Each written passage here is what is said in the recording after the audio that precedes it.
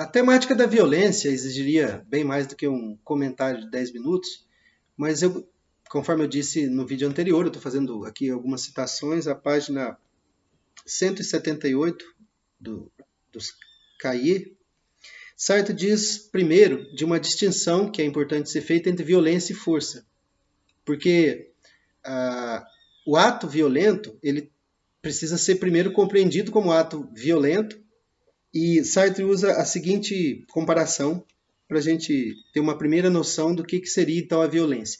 Violência que nasce daquele conflito originário que é o modo do ser para outro. Quer dizer, as relações entre para si serão sempre conflituosas. Diz o Sartre, originalmente derivada do conceito de força, mas a força obtém efeitos positivos agindo em conformidade à natureza das coisas.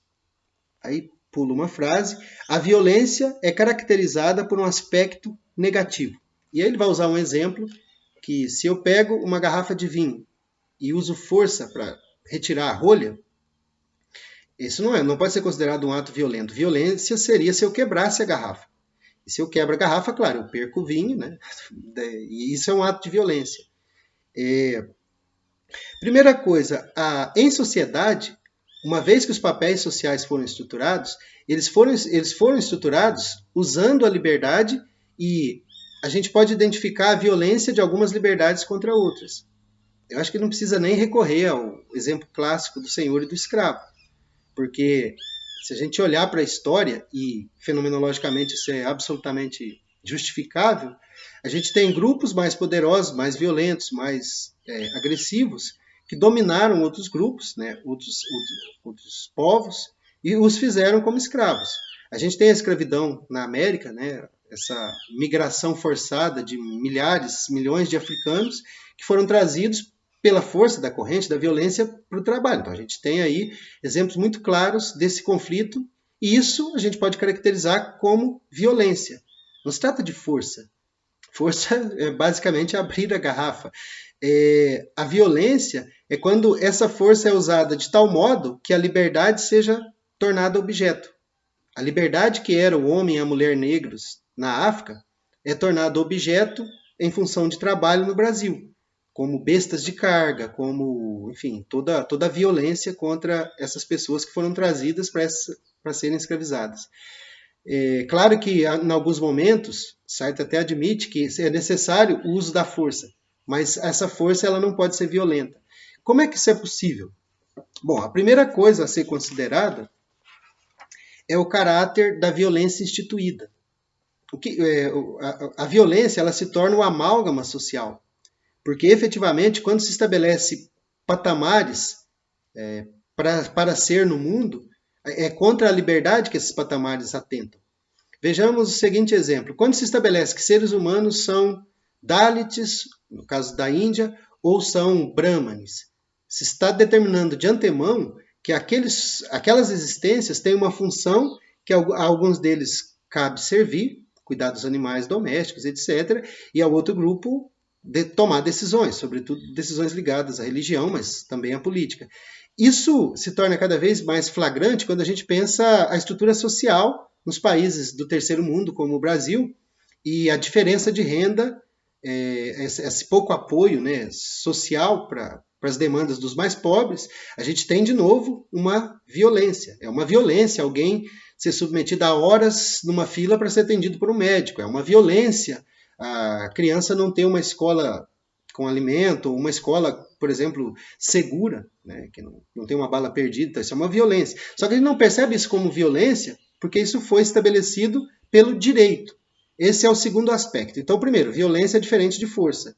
Né? Quando o pai segura firmemente a mão do filho para que o filho não se jogue na frente de um carro, ele está usando de força para impedir um desastre. Ele não está atentando contra a liberdade da criança de se matar sem saber, se jogando na frente do carro. Mas na contrapartida, se esse pai espanca essa criança, ele está sendo violento. Essa violência ela tem um aspecto importante, eu vou comentar daqui a pouco na filosofia do Sartre, mas por hora entendamos como que a violência adentra essa estrutura social e faz com que coisas absolutamente violentas sejam consideradas como normais ou naturais. Claro que isso vai levar aos temas dos vídeos, do próximo bloco de vídeos, que eu vou falar da normatividade, enfim, deixemos cada coisa a seu tempo. Ainda sobre a violência, Sartre diz o seguinte: o universo da violência, isso está na página 209 dos cadernos. O universo da violência é a justificação da violência. A violência é uma metamorfose do universo, de tal sorte que a violência se torna um direito. Houve um momento em que as pessoas, nesses povos que dominaram povos, a gente conhece a história, né, da humanidade, é basicamente esse conflito, quase que repetindo o ser para outro, o conflito originário, mas a gente sabe que pela força, alguns povos estabeleceram direitos em relação a outros povos. Né? O império mandava uma carta para outro império e dizia: olha, se vocês me reconhecerem e pagarem tributos, a gente não invade o seu território. Se você não admitir isso, a gente invade e você vai fazer de todo modo. Então, os impérios funcionavam assim, como essa tentativa de estabelecer a submissão da liberdade alheia, a liberdade do outro povo de fazer suas escolhas. E vem um povo e diz: não, vocês não escolherão isso, vocês escolherão o que eu estabeleci de antemão. Nessa situação, ou nesses momentos, foram estabelecidos direitos. E, nesse sentido, a violência se torna um direito. A violência do marido enciumado, em defesa da sua honra, que mata a mulher. Até os anos, 60, 50 no Brasil, isso justificava assassinatos conjugais. Né? A mulher podia ser morta pelo marido em função de ciúme, isso justificaria a forte emoção, enfim, tem uma série de histórias nesse sentido. Mas também justificava a morte do escravo.